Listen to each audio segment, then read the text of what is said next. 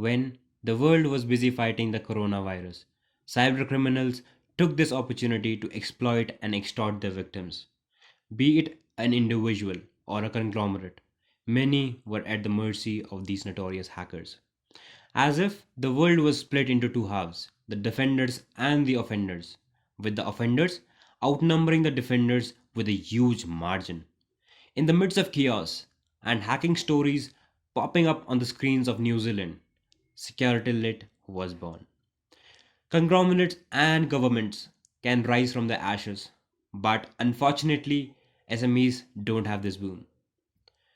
43% of attacks are targeted towards SMEs, with the vision of providing cybersecurity services to the small and medium enterprises and help them grow. We began this venture. Since then, Security Lit has been at the forefront with other defenders to fight against the hackers. We've worked with multiple companies in different countries to help them secure their dreams before the bad guys exploit them. And in this video, we'll be going through a few vulnerabilities that we were able to discover, assess, and patch for our clients.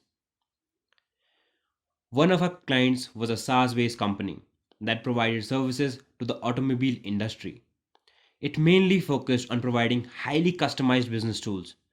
We found multiple vulnerabilities with risk severities ranging from informational to critical.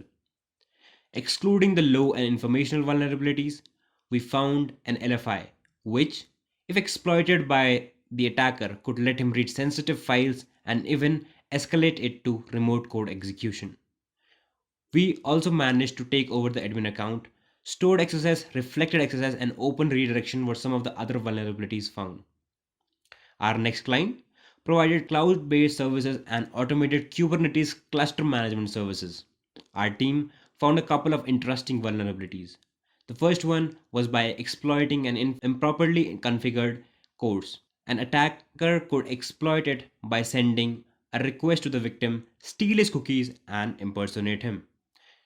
The application had a couple of other medium severity vulnerabilities, which included HTML injection, information disclosures, and clickjacking. Cryptocurrencies aren't new, they've been here for a while.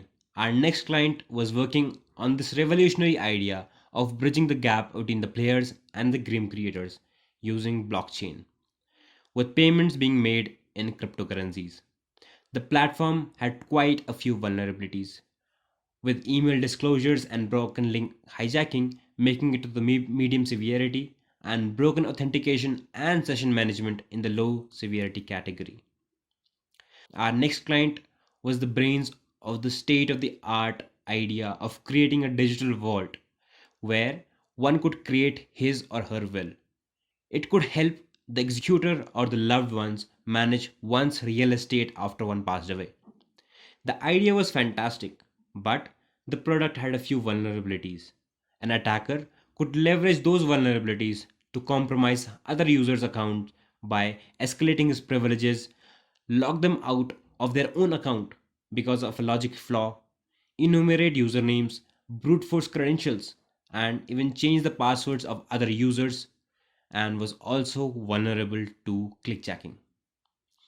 Now, you can read more about our stories by clicking on the case studies link from the description of the video.